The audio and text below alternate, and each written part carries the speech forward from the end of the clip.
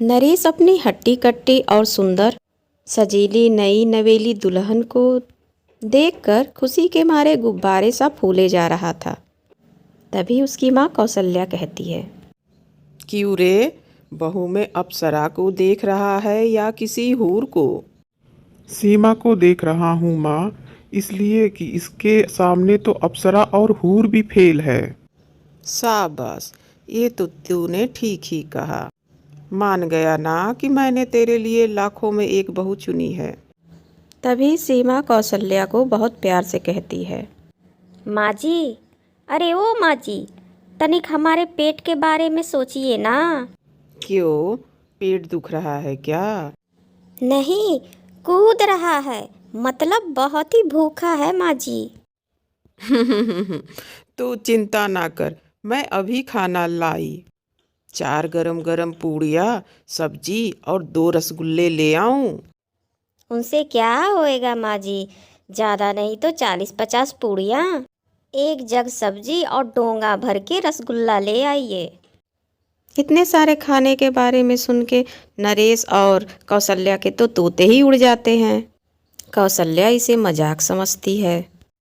बहू मजाक कर रही है, इतना सारा खाना वो थोड़े ही ना खा सकती है।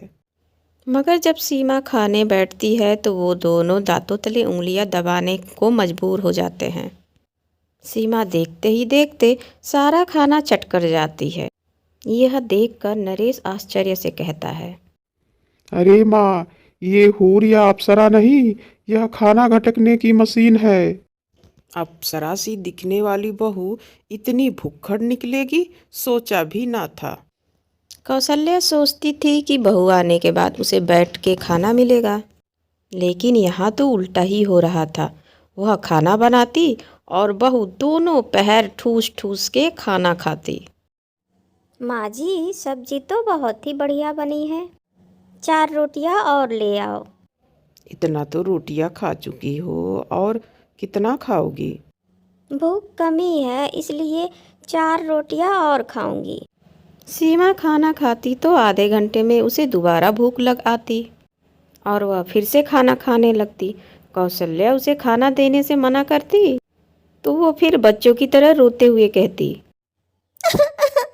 अगर आप मुझे खाना नहीं खिला सकती तो आपका लड़का मुझे ब्याह करके क्यों लाया?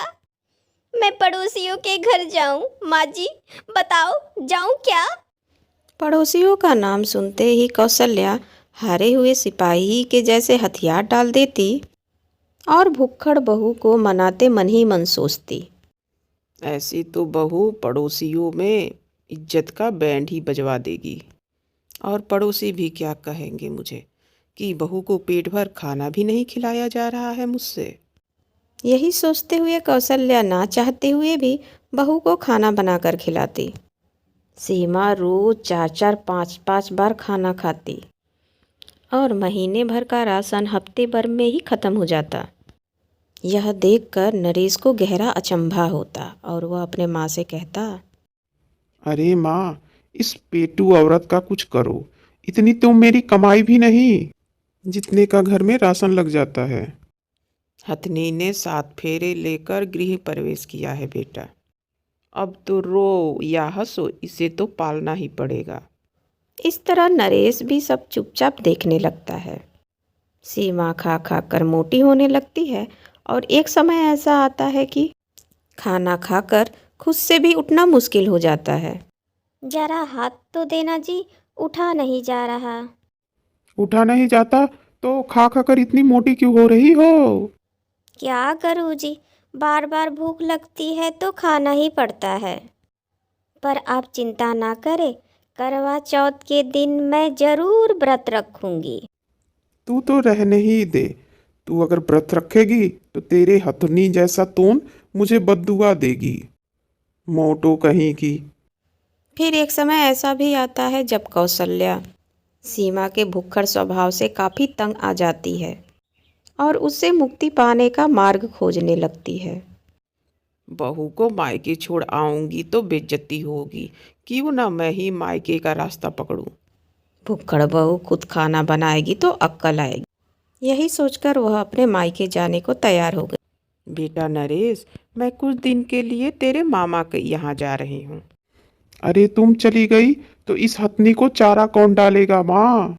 हथनी तेरा पल्लू पकड़ के घर आई थी, अब तू ही संभाल इसे। मैं तो थक चुकी इसे खिला खिला कर। कौशल्या अपनी भूखी बहू से मुक्ति पाने के लिए अपने मायके चली जाती है और इधर नरेश रसोइया बनकर उसके लिए भोजन पकाने का काम करता है। भोजन तो आप भी बहुत मज़ेदार पकाते हैं जी। आपके हाथ का भोजन खाकर तो मज़ा ही आ गया। मेरी बात मानो सीमा, भोजन की मात्रा कम कर दो। कम खाओगी तो स्वस्थ रहोगी। बिना खाए मरने से तो खाते पीते मरना अच्छा है जी। ये मैं नहीं, मेरी दादी कहती थी, इसलिए खाना कम खाने के बारे में तो मैं सोच ही नहीं सकती। यह सुनकर नरेश अपना माथा पीट लेता है और चुप रहना ही समझदारी समझता है। वह खाना बनाता और उसकी बीवी देखते ही देखते सब चट कर जाती, इसलिए उसे कभी खाना बचता, कभी उसे भूखा ही रहना पड़ता। ऊपर से राशन भी 2 दिनों में ख़त्म हो जाता। इन सब चीज़ों से नरेश भी परेशान हो जाता। एक दिन अपने इस हालत के बारे में अपने दोस्त को बताता है तो वो कहता है, इस समस्या का तो एक ही समाधान है दोस्त, तू अपने घर को ही ढाबा बना ले। मैं तो कहता हूँ कि तू ढाबा बना ले, इससे तेरी पेटू बीबी को भी खाना मिल जाएगा और तेरी भी कुछ आमदनी हो जाएगी। नरेश का आइडिया पसंद आता है। वह अपने घर को ढाबे में बदल देता है, लेकिन यह सब करके भी उसे मायूसी ही हाथ लगती है। ढाबे में ग्राहक खाने आते तो हैं, पर उन्हें खाने को भोजन मिलता ही नहीं। भाई खाना लगा देना। पर भाई खाना तो समाप्त हो गया। पर भाई इतनी जल्दी कैसे खत्म हो गया? अभी तो लंच टाइम भी नहीं हुआ था। यह सुनकर नरेश अपनी बीवी की तरफ इशारा करके कहता है, अरे भाई मेरे बीबी का पेट है या कुआ, जितना खाना बनाया था सारा कर गई। पर ये टुनटुन जैसी मोटी है कौन जो सारा खाना चटक गई? ग्राहक है क्या? अरे भाई ग्राहक होती तो रोना ही क्या था। ये तो मेरी मोटी खदुक्कड़ बीबी है। बेचारा नरेश अपने ढाबे और मोटी बीवी में संतुलन बैठाने की कोशिश करता है, मगर सफलता नहीं मिलती। कुछ ही दिनों में ढाबे का सपना भी टूट जाता है। साथ ही बीवी सीमा बहुत ही अधिक मोटी होती जाती है। फिर एक दिन सीमा आराम करने के लिए लेटने जाती ही है, तभी अचानक से उसके पेट में तेज का दर्द शुरू हो जाता है और वो कहती है, आ ऊ मर गई माँ। आ आ मेरा पेट, मेरा पेट, कोई बचाओ। अरे आप कहाँ हो, जल्दी आओ, मेरे पेट में बहुत तेज की दर्द हो रही है। अरे अब क्या हुआ? कुछ और खाओगी क्या? नहीं जी, अब तो बस दवा ही खाना है।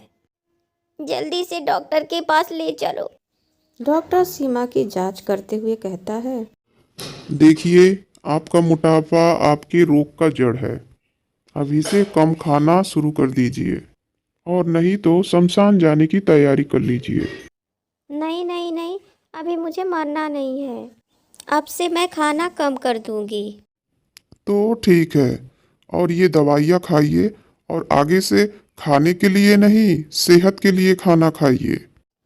सीमा उसी दिन से कम खाना शुरू कर देती है और बिल्कुल ठीक हो जाती है। यह देखकर नरेश खुश हो जाता है और कुछ दिन बाद कौशल्या भी घर वापस आ जाती है। तो दोस्तों आज की कहानी आप लोगों को कैसी लगी ज़रूर बताइएगा कमेंट में। नेक्स्ट वीडियो फिर लेकर आती हूँ, तब तक के लिए बाय और थैंक यू मेरी पूरी वीडियो देखने के लिए और अपना इतना ढेर सारा प्यार देने के लिए।